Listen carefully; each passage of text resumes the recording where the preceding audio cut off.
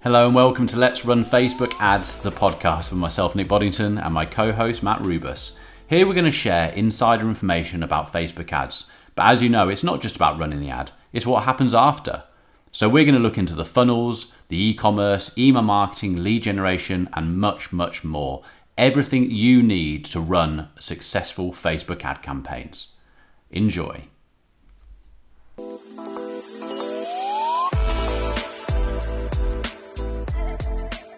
Hello and welcome back. I'm Nick Boddington, and as always, I'm joined by my co-host, Matt Rubus. Hi, everyone. Nice delay. Episode 19. This week, we're going to be discussing a question that has come from one of our podcast listeners. And this is basically, it's a great question. And even before this podcast, Matt and I have even been discussing it and still kind of going against each other, basically. But basically, what it is when you are doing a conversion campaign and you don't have enough data at add to cart level or purchase level, is it right to go down to like the view content level? It's a great question. This one's going to be a while because we've got loads to talk about on it, but you are going to get a lot out of this. So let's get into this podcast. Right. Morning, Matt. Morning. You all right? How's it going? Good. I'm good. This is going to be a good podcast. This one, because there's science behind it from Facebook's point of view. Does any of that science work? And we're going to be talking about examples to do with this. So, shall I kick off from an ecom point of view on on exactly where this question is coming from? Yeah. Did you want me to read the question out, or do you? Would be helpful, actually. Yeah. Let's do that. Let's do that. So, Joseph O'Brien has messaged me on Instagram, and that was off of the back of a couple of other episodes that he has listened to. So first of all, hi Joseph, thank you very much for your message. And as promised, I said that we would cover this on the podcast. So the question is, I think you and Nick covered it on the podcast about Know Your Numbers. We have a home fragrance, candles and personal care, body wash, lotion, etc. One thing perhaps you guys can cover is, if you don't have enough add to carts or purchase data on your pixel, is it okay to optimize for view content in a conversion ad campaign? I don't have enough to get out of the learning phase if I optimize for these events. Perhaps you guys can discuss. Anyhow, love the content that you put out and the podcast that you put out on the podcast too. So yeah, we're a bit kind of, there's just so many different angles to this. Do you want to kick off with what your thoughts are? Yeah. Well, to all the listeners who are listening to this, we're going to keep this as basic, because I know that we've actually started having a bit of communication and questions with some of our listeners, and even speaking to some of our listeners who want to use our agency as as a service, which is great. But I do know that there's people on different levels. So let's try and make this as basic as possible. So what an agency would typically do if they're not doing things particularly well, and there are moments for traffic campaigns, but let's talk about this from a purchase conversion objective. When you send traffic to a site, you are literally sending traffic to a site, and it's a great technique to do when you're starting off on an e-com site and you want to see, well, what we call breaking a website. So no cold stuff's gone there. We want to send cold stuff there, see what it's doing over the website. But when you're wanting to sell a product, people want to sell a product through an e-com site, for instance. Facebook says that when you look at the pixel events, it wants to get 50 events happening within a 7-day period, and it says 50, doesn't it? So if you want to go, right, I'm going to go after purchases, so I'm going to choose the conversion objective. And when Facebook says, what pixel would you use? You choose your pixel. And then underneath that has a little drop down of what events on that pixel you've got. And everyone obviously is going to go with purchase because that's what we want. What the question is saying then is, if Facebook is saying you have to have 50 in a 7-day period, but you're just starting out and you're only getting 3 in a 7-day period, what do you do?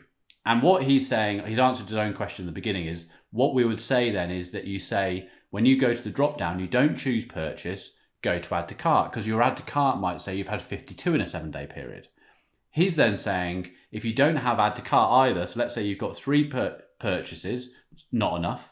You've got 11 add to carts, not enough, but you've had 68 view contents. Do I optimize for view content? Now, as theory stands, yes. That's what Facebook... Well, actually, no, Facebook don't even tell us to do that. No. Good media buyers and people that, you and I talk to and read about, because we're always learning.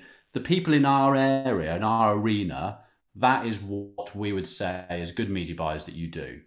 But on the other hand, when I'm trying to test audiences on an e-com or something like that, it used to be that I would go, right, let's send traffic. I'll have 5 audiences spending £5 to £10 on each audience. So I've got, a £35 a day budget, and I'll see what's happening with that traffic. But I believe in the algorithm too much. So if you're sending traffic, you're just going to get traffic. I don't think it's good enough. So I will actually turn the whole theory on its head, and I'll still do purchase conversions, even at a testing phase on an audience, because you might not get any purchases when you're testing, but the right people are coming in. The problem with the traffic and view content and all this sort of stuff is that it's not the right people. And a great example this morning is that van competition company we're doing some stuff for. Now, this company, in their first month, they've got some decent budget, the £7,500 budget as a test budget. I mean, fantastic position to be in. We set it up for purchase conversions. They were getting some purchases in that 7 days. So they were getting some purchases coming through. And I think in the first 7 days, we got them something like 1,300 orders. But we had to get them to 7,500. We went back with the stats and said, you're not going to do it. And they said, actually, as a client, they were like, okay, we're because it's new, let's go for link clicks. Can you change the optimization for link clicks? And the reason I'm saying this is because to give you an example of the different types of traffic coming through that algorithm. When I've set for purchases, what have I got? I've got purchases. When I set for link clicks, what did I get? Link clicks. And this morning on our morning meeting with our team, I said to you guys, I made the columns so I could see how many link clicks they've got and how many purchases. So we're hoping that some of those people clicking the link and going through to the landing page might purchase. 4,500 link clicks in 2 days. How many purchases? 0. 4,500 people hit the same landing page as the 1,600 people who came in from a purchase point of view. Same landing page. Why wouldn't they do it? Because it's the wrong kind of traffic. They're not buyers, they're clickers. Out of the billions of people using Facebook, there are people who just click, click, click, click, click, click. We can't focus our attention to make money in this game on clickers. We have to have the purchases. So, going back to that original question from an e-com point of view, it's really hard, isn't it, Matt? Because it comes down to looking at data. You had one this morning. You've done things where you've set it as purchase when the pixel's nowhere near 50 purchases in a week, but you've started getting purchases. Well, you said you've done it with the Porsche one, haven't you, or something? Yeah, so whenever I have done testing and I've not used what the goal is, which is for e-com, it's obviously purchase, I've just got what I've optimized for. And I think when I see so much out there, when I'm doing my research and I'm reading other people, they say, okay, so you're not getting enough purchases, so you take a step back. So then you go initiate checkout. So you optimize for initiate checkout. And the logic behind that then is that when you're optimizing for checkout, you're going to get more results on the pixel for that event, but then people will go on to purchase as like a byproduct of that optimization. Yeah. And therefore you're building up the purchase pixel. So then you've got that opportunity then later on to optimize for a purchase. So to me, like, this is all logical, right? This makes sense.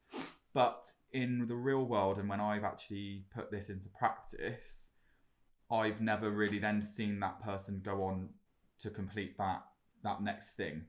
So, a brand new website, brand new pixel, I've done the whole do traffic first to see what people say, season the pixel, then do purchase. And more often than not, if I don't do the traffic thing and I just go straight in with a conversion campaign for purchase, that's what I get. So there's that. The question that we've got is taking that then even a step back again. So it's view content, which I have also done before. And so then the benefit of that would be, okay, so you're getting a lot of view content, and then you are then increasing your initiate checkout or your add to cart audience. So then you start to optimize for that, and then you build it up that way. Long-winded process. Like for me, that testing phase to get there. Well, you kind of go into it, you know, and when we've helped loads of e-com stuff, I mean, you know, we try and have a client who's already in the process. They've gone to market, it's selling, which makes it easier than starting off, doesn't it? But there's plenty of occasions where we have done it, and you're kind of looking at a blank sheet going, here we go, like literally. Because someone who comes in for view content, they're just going to view content. It's potluck if they purchase. The same with an add to cart. But there's also, and we're all guilty of it, what about the initiate checkout? Like even Faye on one of the calls the other day, I was going, okay, we're going to go purchase and we're going to go back down to add to cart and let's do it for add to cart. And Faye was like, why don't we just do initiate checkout? And I'm like, why do you have a brain? Why aren't we doing initiate checkout? Yeah. Because there are more. So logically, should someone who's gone to initiate checkout, they're much more likely to drop over into a purchase, aren't they? But it really comes down to, I think the times when you see these problems happen more are when the client or yourself, if you're doing the ads, you don't have enough budget to really throw at it. That is exactly. You've got to get out of. Yeah. You've got to get if you go, oh, I've got $5,000 to spend.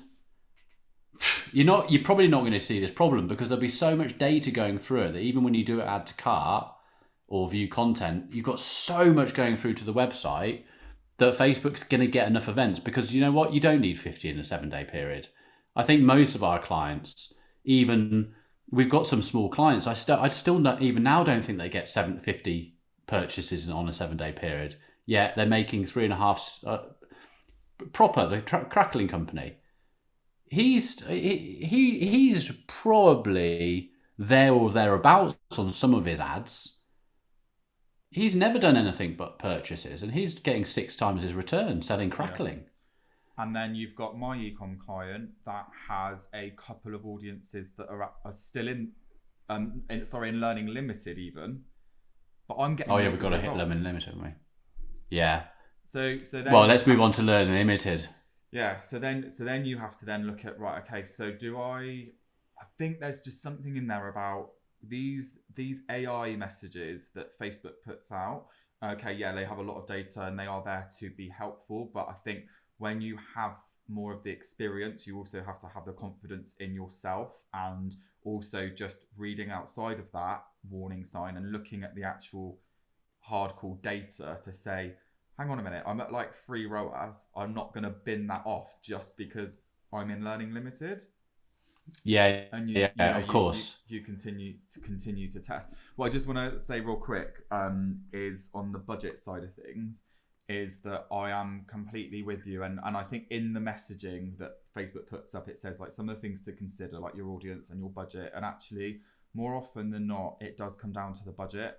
And when you're starting out, I get it. You want to start small, you want to build up, but it's like, if you're saying that your business or your product is this like amazing rocket that you've like built over like the last few years or whatever, and you want to try and launch that rocket, if you're just putting a couple of quid in a day on an ad spend budget, it's a little bit like just lighting a little match and expecting this massive rocket to take off and go into space. It's just not going to happen.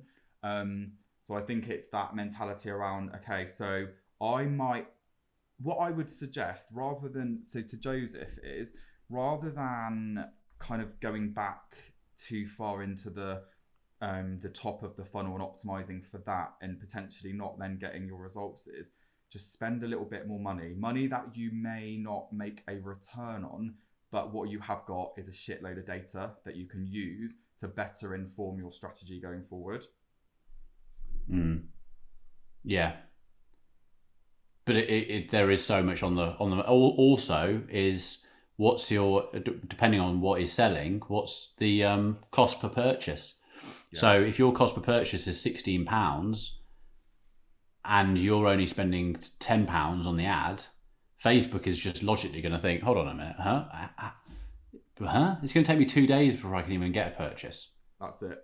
On your average, because you're just not giving me enough to go. So all this in the algorithm is going, okay, marketplace, how busy is it? How expensive is it? You can use your CPMs and stuff like that to sort of see how expensive it is to get to that marketplace. Then you've got your average order value, blah blah blah. All these things come into the whole thing. As you get more and more experience in this game, you start the data thing elements start becoming second nature, don't they? Just like getting on your bike or reading a book, you know what the words say. You're not having to think about when you read. It's the same with what we do. There are certain elements that we just go, yep, check, yeah, good. Why shouldn't this work? Yeah. And then we look at it and go, well, we need to throw more money at it. Yeah, that's a really good point actually. And that's when, this is a slow burn, and think people expect these results to just happen overnight as soon as you start dabbling in ads. Absolutely not the case. And you can reverse engineer that as well, can't you? Because if Facebook is saying that you need 50 conversions, so 50 purchases, and you know that your cost per purchase is £10, then you're going to need to spend at least £500 to get, have I done that right? Is that the right maths? You're going to need to spend 500 quid to get those conversions. So if your budget is nowhere near that, well, you're never gonna get out of that learning phase, are you? So look at Zena. So she, a client of ours, she's a a online expert, whatever. What do you call them, coach? What did you start with her? Did you go straight into lead? Because, well, we're saying that she's only just started this week, Monday. She's had a fantastic, I wish every client had this go on from the start button. It has just been, I mean, you were literally running around your lounge, weren't you, on Monday? Because she'd had an order within 2 hours. Actually, yeah, because it was it's been 7 weeks of funnel building from scratch with her, and then obviously the ad strategy and everything like that. And I just went straight in to Optimise for lead. So completely cold. Everything's just completely cold. The thing is, what we underestimate is that Facebook is I think people class it as the most intelligent computer on this planet. And even though we haven't seen signs of this in our testing, I've done a little bit of testing on it, of basically Facebook is kind of saying to us, I'm so intelligent, I know what your URL is. I did this yesterday, URL. Your URL is. I know what the website is. I know the products on the website. I know all of this. I know everything. You don't even have to tell me.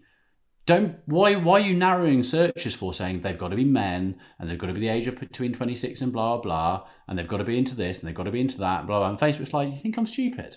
I know what you're selling. You're selling a pair of running trainers. I'll go and find people who run.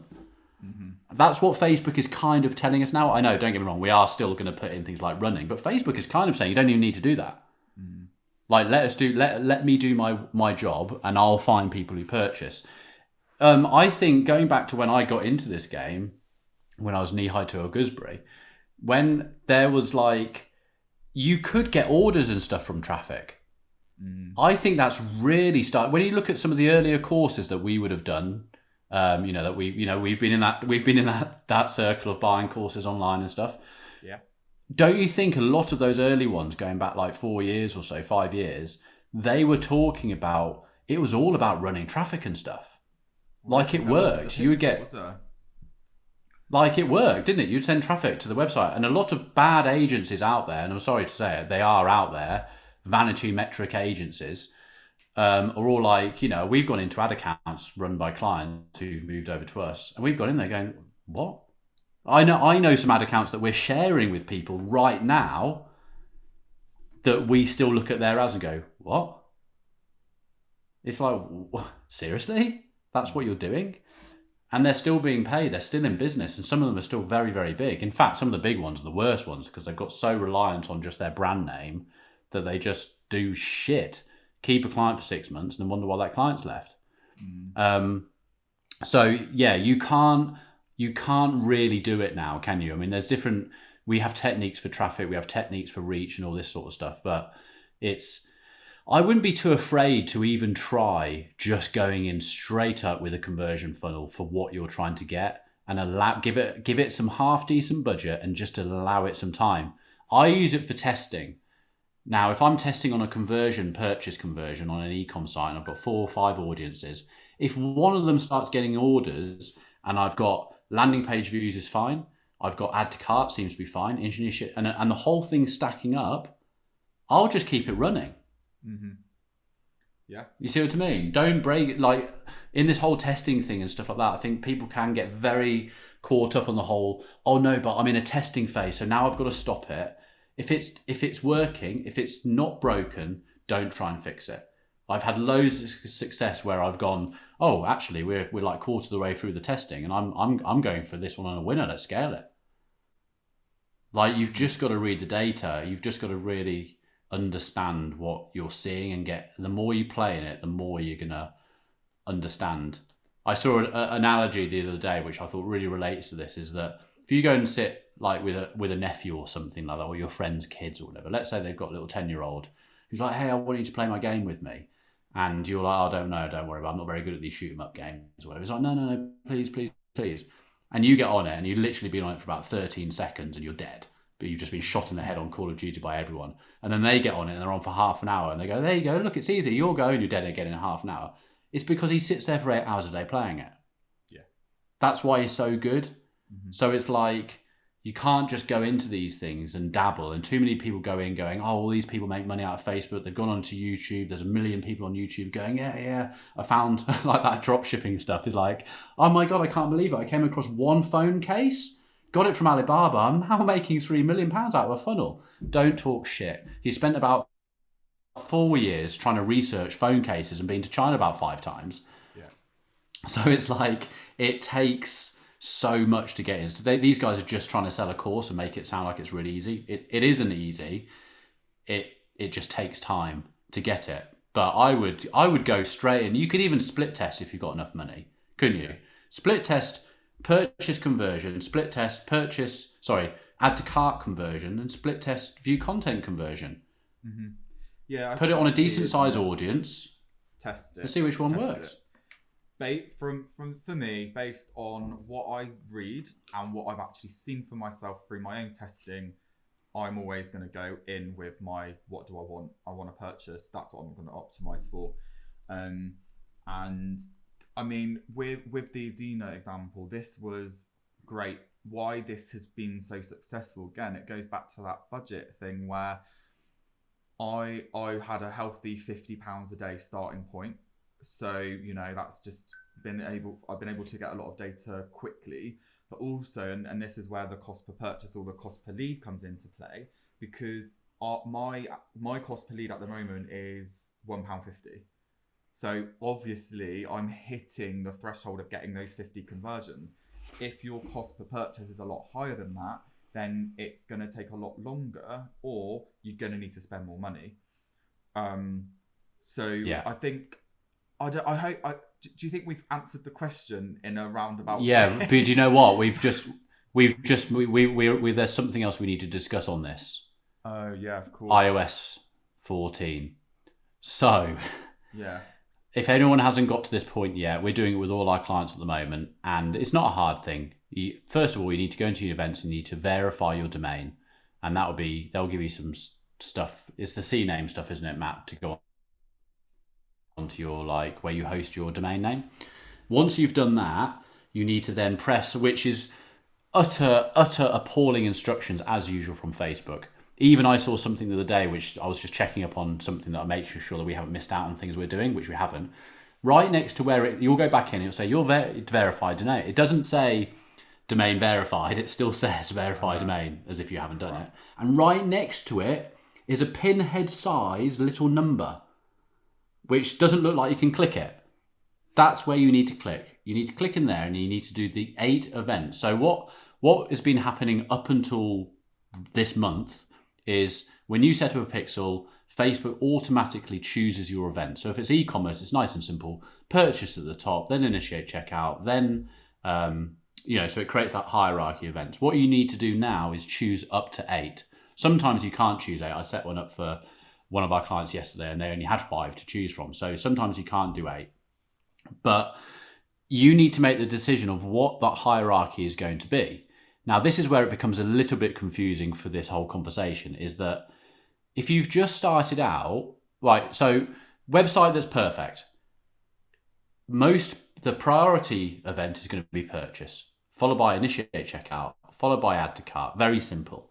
But the argument now is, okay, if I'm not getting all the purchases and I want to go backwards to add to cart, then you need to put add to cart as the priority. So it needs to be add to cart, then purchase, because you want Facebook Pixel to think add to cart is the most important, because that's how you're optimizing your conversion campaign. The problem is here that every time you change those events, so let's say you got the add to cart was working and you're getting loads of 7 days coming in, you thought, actually, I'm getting some purchases now, I'm going to change it to purchase instead of add to cart. You've now got to go back into your events, make purchase the hierarchy, but Facebook is now saying you can't run ads, or you shouldn't run ads for 72 hours as we re-optimize the pixel hierarchy. Bummer.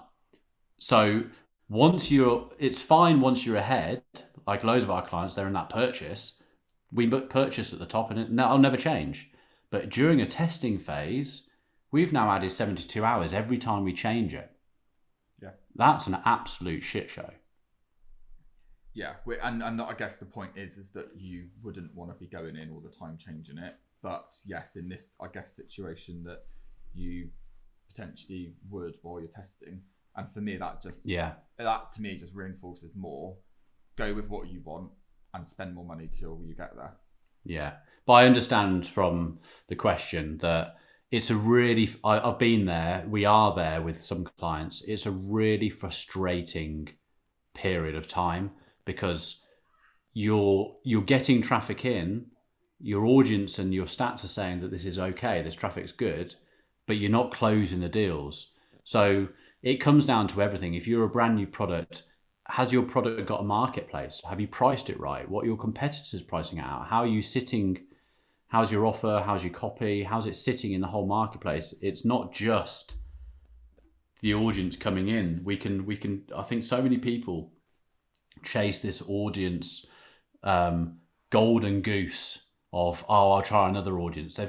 Come on guys. Each audience has got 2, 3, 6 million people in it. You and I, all the individuals on this planet, probably fall into bloody 2 million audiences. I'm wearing a bloody Reebok hat, I fit into their audience. I'm wearing a Lululemon thing, I'll fit into their audience. I'm wearing a Fabletics trousers, I'll fit into their audience. Because I've shown interest, purchases, impressions. Fitness the Facebook. Nick. Oh God, don't, Matt, stop. You're making me stop. feel Stop, actually, Matt. No, honestly, I know. I can't help having a six pack all the time. I can't help it. I was actually going to say something. Let me just digress just a little bit, just to bring a bit of normality into this conversation, just to free everyone's brain up a little bit. We went for a walk this morning, and how many of those tops do you wear? You've got so you know these fleecy tops that everyone's Carhartt do them. It's all cool. I've got one. You were wearing like a Fabletics one this morning. That black one's exactly the same as my Fabletics one. Did you like it? It's the same, Matt. It must have come. If that's not Fabletics, then they've come out the same Turkish factory. Mate, that was a £6 bargain from Sainsbury's. No, mine Fabletics doesn't even have a logo on it either. You wouldn't even know the difference. I saw that. And mine was. Do you know how much that Fabletics one is? £97. Really? Oh no, I like a bargain, me. You know I'm frugal. And now you're wearing another one. So this is actually this is Regatta, but I think that Yeah, I've got like 4 of these fleecy things now. I think it must just be the weather and being at home a lot. I'm kind of like, oh, it's nice and cozy. Yeah. So for all our listeners anyway who are getting to know us, James and I turn up to this walk. It's sort of, we're having a sort of business meeting structure walk, and early doors, and there's James and I in like literally. James has got like rain trousers on, a jacket, all this sort of stuff. Both literally turn around. We're like, Matt, why do you look so stylish even for a 7 o'clock in the morning walk? I personally don't think they're not even like normal walking boots. They're cool walking boots. Where do you even buy cool walking boots? I think they're Jack and Jones. I think I got them on ASOS in the sale. Like everything I get is pretty much like some kind of bargain deal from somewhere. Yeah. If we were on stage one day and some of our listeners come and see, literally 2 people walk on and they'll know exactly who Matt is. Actually, I can look cool. I can look cool when I. Yeah, it's just because I've sat in my house basically for the last 12 months because we can't do anything else. Exactly. But anyway, we digress. And my dogs are going. So yeah, where were we? So I just wanted to just mention on the pixel event hierarchy prioritization thing, it is that for those that maybe don't know, this whole iOS 14 thing, you have to opt in if you want to receive ads when you install upgrade your app, and it does mean, however, that even if you say no, you will get we will be able to track up to 1 event, and that's why it's really important to have that prioritization in place, because if somebody does opt out and you have purchase as your number 1 priority, that means that still will feed through and it will report that data. Whereas if you don't have your priorities in the right order, then you're gonna have like missing out on some important data. So yeah, you've explained that really, really well compared to how I did. But so that's the point. If you've chosen, I'm going to go backwards to add to cart, your thing really needs to say add to cart in the events to counteract people who've opted out. But I know it's still early stages. Just to give a bit of positiveness on this podcast about iOS 14, we're still getting great results for our clients, aren't we? And I know it's going to take up until the end of the year, but because it's going to be so slow and we don't know how many people are going to opt out, we're not seeing, it's not too bad at the moment, is it? No, I'm very happy with the results I'm seeing at the moment. So yeah, I'm seeing some dodgy stuff with DPAs, dynamic product ads, as I mentioned the other day. Yeah. I guess like, 'cause I don't have. That's starting to be a bit crap. So DPA ad, guys, is basically, and I could say, is this another podcast? Not really at this moment in time, because the most of that podcast will be teaching you how to use a DPA, which at the moment I'm not too sure about how long it's going to be around for. Yeah. But a DPA ad is basically when you choose your catalog conversion and you're on an e-com and you've pulled your catalog into Facebook. Facebook will show an ad based on what someone has looked at on your site. And you can say, right, I basically want to show this ad to anyone who has viewed content or added to cart in the last 14 days, for instance.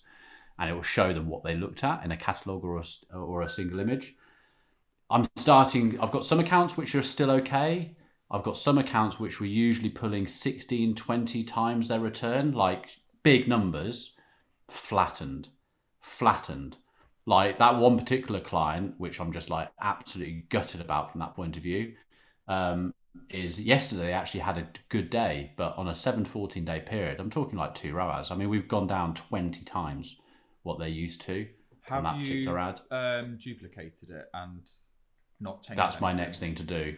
I'm going to do that and just reset it.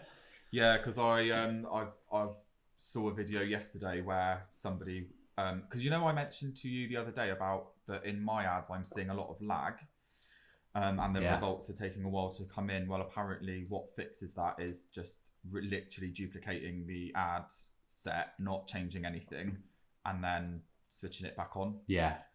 We all know the term, if your PC or your Mac's not working properly, just restart it. It's kind of the same with these. Exactly, yeah. With and ads I think sometimes. There must be something where Facebook did a bit of like change in the background to the iOS 14 stuff, and if you had an ad running at that time, it's kind of it doesn't really know what it's doing, so it kind of like like you've just said, is just pressing the reset button. and that seems to be working. Yeah, I'll give that a go because I've not done that yet. So guys, Matt and I are always doing this. Matt does things sometimes differently the way I do. We're always bouncing stuff off each other on our morning calls, which is every day about all of our clients and etc. etc. Don't think there's no right or wrong a lot of the time in this. Don't think just because something's not working. Just try different things out. And like that one, it's a simple one. I've not thought about it. I'm going to literally after this podcast, I'm going to go into the account, duplicate it, and then restart it again. And we might go all the way back up to where we were. So it is frustrating, all this stuff is, but I hope what we've talked about today is going to help. Again, listen, we love doing these questions.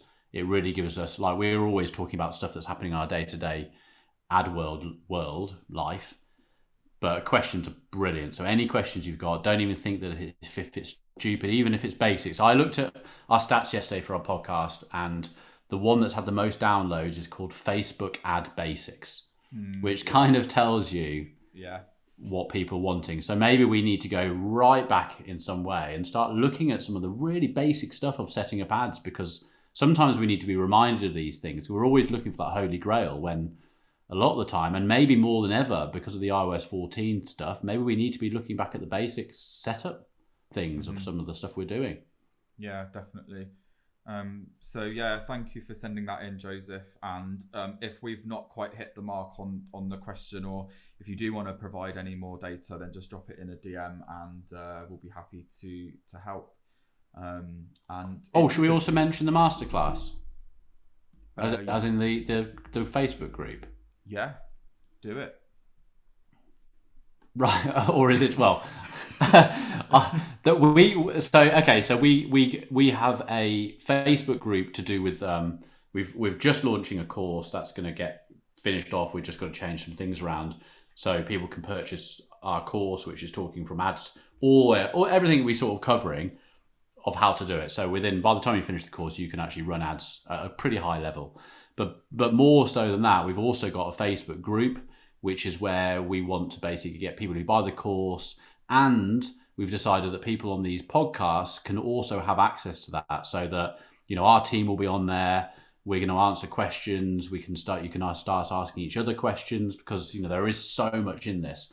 So what we're going to do, if you carry on listening to this podcast, it is live. Apart from James yesterday tried to log on to it and he couldn't get into it. So Matt and I just need to have a kind of look. It's probably something really simple that just needs turning on or off, and it'll allow people into it. So on the next podcast, what we'll do is a little bit of a goal. We'll start off the podcast with telling you the URL, where to go on Facebook to get that, get you guys into this, and we can start chatting and really helping us out, because there's going to be some stuff that you guys are doing that we're going to want to know about.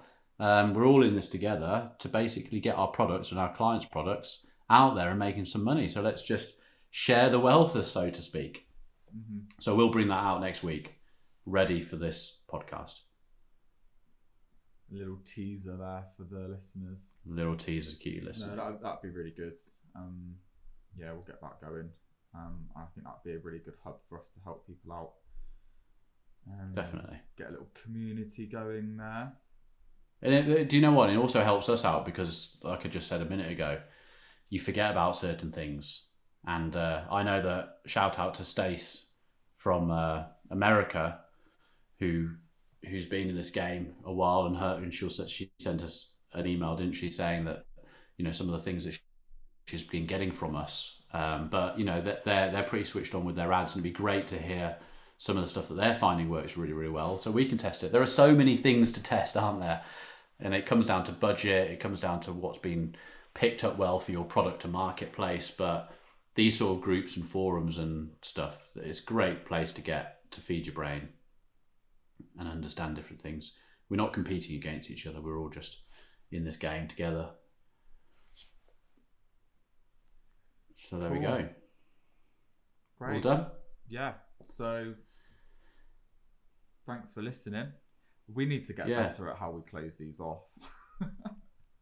Yeah, but don't worry, you get my little outro in a minute. Oh yeah. But yeah, pre-recorded outro. Social. Just connect with us on the socials, and we will see you in the next episode. Yep, see you in episode 20. Bye. Got that right. Right. Thank you for joining us again today. If you want to find out more, please head over to our socials at Let's Run Social, where we share daily content. And please feel free to drop us a message. We'd love to hear from you, and any questions that you would like answered, we can do that here on the podcast.